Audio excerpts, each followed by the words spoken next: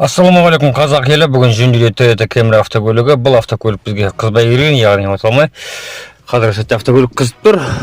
Бұдан бір себептері катушкіден болған және де проводтан ақау болған. Қазіргі сәтте автокөлік қызып тұр. Автокөлікте ақауы бар әлде де. Лямбда-зондтан және айбойыстан. Бірақ көп тонада автокөлік қызып тұр. Бәрі апасен. Құрметті достар, егер автокөлігіңізден автоэлектроника жағынан ақау болса, бізге хабарласыңыз. Ақтөбе Чип Тюнинг.